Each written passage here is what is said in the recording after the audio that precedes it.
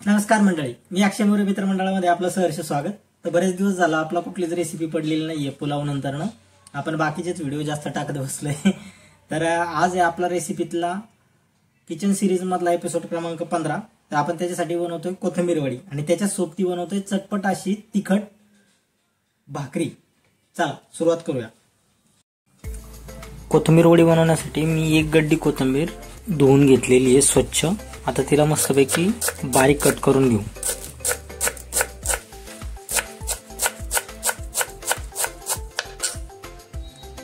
कोथिंबीर बारीक कट करून झालेली आहे। 5-6 मिरच्या आपण हिरव्या तिखट मिरच्या घेतलेल्या आहेत आणि त्या बारीक चॉप करून बारीक कट करून याच्यामध्ये आपण टाकणार आहे।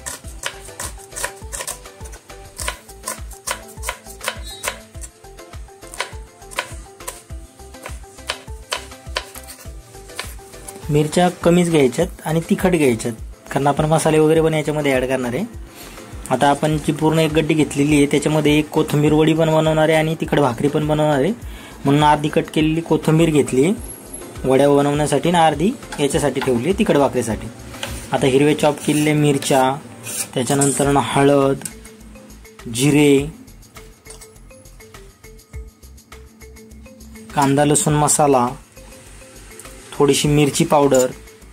आता बघा, मिरची पावडर आणि मिरची याचा फ्लेवर जो आहे तो वेगवेगळा असतो, म्हणून आपण या ठिकाणी त्याला मिक्स करणार आहे।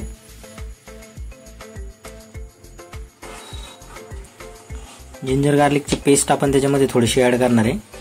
चवीनुसार मीठ आपण त्याच्यामध्ये ऍड करतोय। एक गड्डीसाठी मी तर साधारणतः 250 ते 300 ग्राम बेसन पीठ घेतलेलं आहे। आता आपण जी कोथिंबीर बारीक बारीक कट केलेली आहे, फ्रेश कोथिंबीर असल्या कारणानं त्याच्या देठामध्ये जे काही मस्तपैकी पाणी असतं, त्या पाण्यामुळं आपल्याला याच्यामध्ये पाणी ऍड करायची गरज लागणार नाहीये। तर जेवढं जमल तेवढं तुम्ही पाणी न ऍड करता आहे ते सगळं मिश्रण हळूहळू मिक्स करत राहा। तुम्हाला असं जाणवल की एक स्टेजला ही पाण्याची आपल्याला गरजच भासणार नाहीये। त्याच्यामुळे तुम्ही जेवढं जेंटली जेवढं संयमाने हे सगळं मिक्स करणार आहे तेवढं तुम्हाला पाणी लागणार नाहीये। तर तुम्हाला स्टार्टिंगलाच असं वाटेल की बाबा पाण्याची गरज आहे, त्यावेळी जर तुम्ही पाणी टाकलं तर नंतर ना ऑटोमॅटिक कोथिंबीर आपलं जे ते पाणी सोडते आणि मग तुमच्या लक्षात येतं अरेच्या पाणी तर खूप जास्त झालेलं आहे। तर याची काळजी आपल्याला घ्यायची।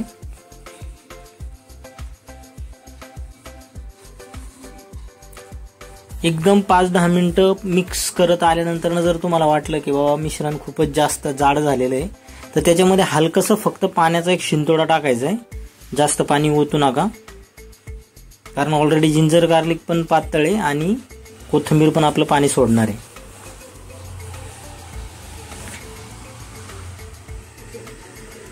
मिश्रण मिक्स करून झाल्यानंतर ना शेवटचा हात मळताना थोडंसं पाणी लावून त्याला मिक्स करून घेतो।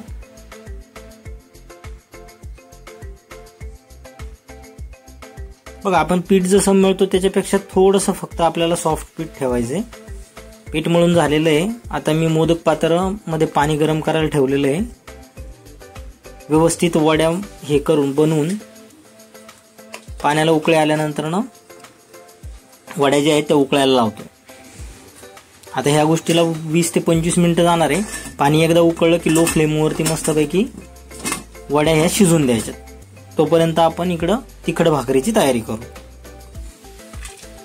आता तिखट भाकरीला उरलेलं जे काही कोथिंबीर आपण कट केली होती ती कोथिंबीर घेणार आहे। पहिली साफसफाई करून घेऊया। हा पण एक महत्वाचा पार्ट आहे किचन मधला। असं नाहीये की किचन मध्ये तुम्ही फक्त स्वयंपाकच बनवता, स्वयंपाक हा एक पार्ट येतो आणि साफसफाई हा त्याच्यातला दुसरा सगळ्यात महत्वाचा पार्ट असतो।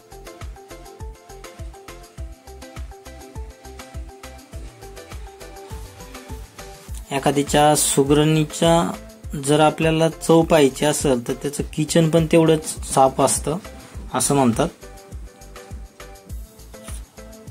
स्वयंपाक मन लावून सगळेच करतात, पण किचनही साफ ठेवायला हवं।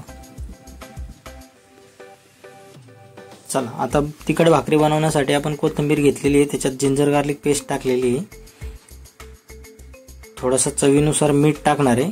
आता हे जे आपण तिखट भाकरी बनवतो हे बाजरीच्या याच्यात बनवतोय, सो बाजरीला त्याचा एक सेपरेट फ्लेवर असतो, त्याच्यामुळे जास्त मीठ टाकायची गरज नाहीये. धन पावडर, जिरं पावडर आपण ऍड करणार आहे. त्याच्यानंतर ना हलकंसं थोडंसं कसुरी मेथीचा फ्लेवर येण्यासाठी थोडीशी कसुरी मेथी याच्यामध्ये ऍड करतोय.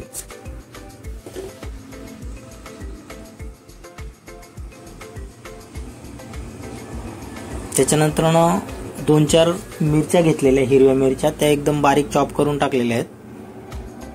आणि आता बाजरीचं पीठ आपण घेणार आहे. आता बघा, अर्ध्या गड्डीमध्ये साधारणतः तुमच्या 3 ते 4 भाकरी होतात, तशा हिशोबानुसार पीठ घ्यायचे. सगळं एकदम मिश्रण पहिल्यांदा जेंटली एकदम मिक्स करून घ्यायचे. जिंजर गार्लिक पेस्ट किंवा याचं कुठेही असं लम्स किंवा गुठळ्या राहता कामा नये, असं एकदम मिक्स करायचे. आणि त्याच्यामध्ये हलकंसं परत एकदा थोडंसं मिरची पावडर किंवा तुमच्याकडे घरात कांदा लसूण मसाला असेल तर तो मिक्स करायचा आणि सगळ्या गोष्टी परत एकदा मिक्स करून घ्यायच्यात. त्याच्यानंतर ना हळूहळू तुम्हाला पाणी ऍड करायचे. पाणी एकदम भस्कनी ऍड करू नका, पाणी जास्त होईल, त्याच्यामुळे हळूहळू ऍड करा. थोडं पाणी ऍड केलं की त्याला मिक्स करा, परत पाणी वाटलं कमी आहे तर परत पाणी ऍड करा. असं करत करत पिठाची भाकरी जशा करतो तशा पद्धतीची कन्सिस्टन्सी आपल्याला आली पाहिजे.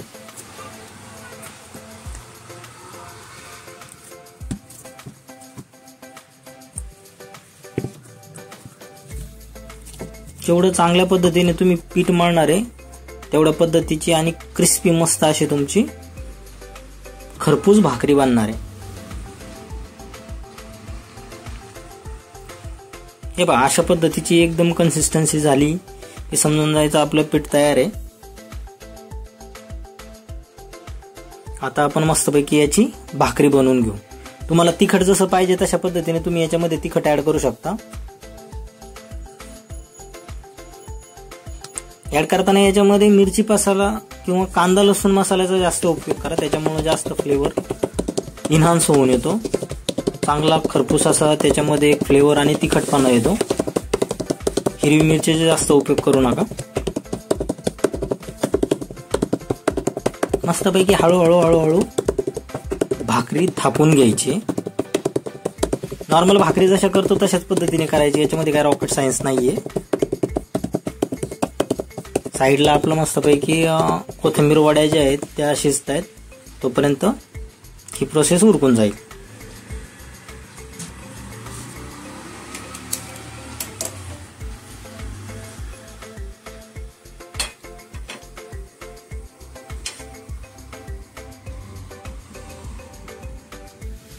तवा आपला गरम झालेला आहे.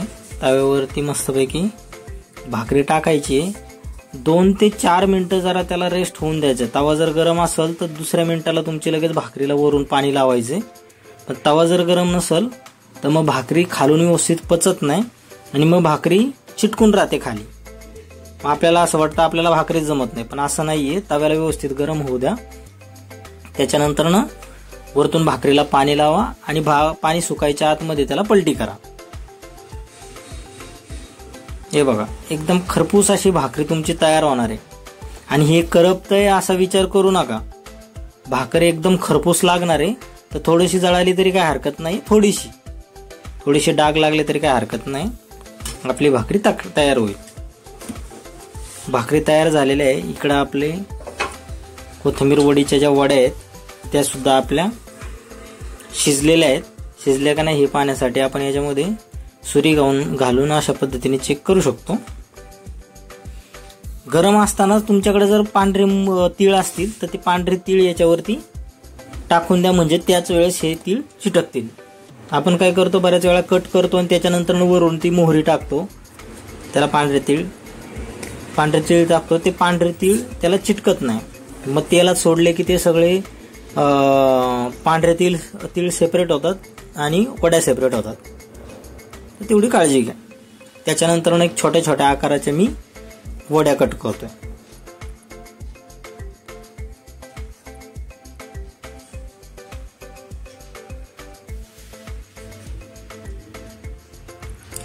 वड्या कट करताना जास्त पातळही करू नका, जास्त जाडही करू नका. पातळ केल्या तर मग त्याला तळताना खूपच एकदम पटकनी करपतात आणि जाड केल्या तर आतपर्यंत तेल पोहोचत नाही.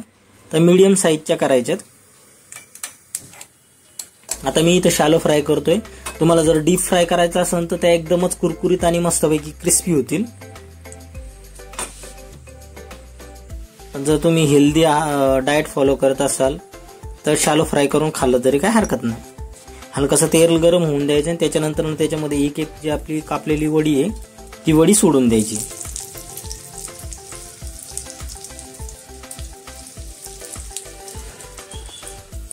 दोन मिनिटं प्रत्येक साईडने आपल्याला फक्त हे करून द्यायचं, शॅलो फ्राय करून द्यायचे. तुम्ही हवं तर अशाही वड्या खाऊ शकता, अशाही उत्तम पद्धतीच्या लागतात. जर कधी वाटलेच तुम्हाला कोथिंबीर वडी बनवायची आणि खायची तर ही रेसिपीची नक्की आठवण काढा आणि एकदा ह्या रेसिपीनुसार तुम्ही कोथिंबीर वडी बनवून पहा. आता माझी तर कोथिंबीर वडी खूप सुंदर झाली. आता तुम्ही बनवताना पहा. सगळ्या गोष्टीचं समोरचं सांगतोय त्याच्यानुसारच फक्त जरी आपण बनवत गेलं तरी पण मे बी वेळ, संयम, किती फ्लेम यूज करतोय, किती ताव देतोय, ह्या सगळ्या गोष्टी खूप मॅटर करतात. शॅलो फ्राय करून आपल्या कोथिंबीर वड्या रेडी आहेत. भेटूया पुढच्या व्हिडिओमध्ये.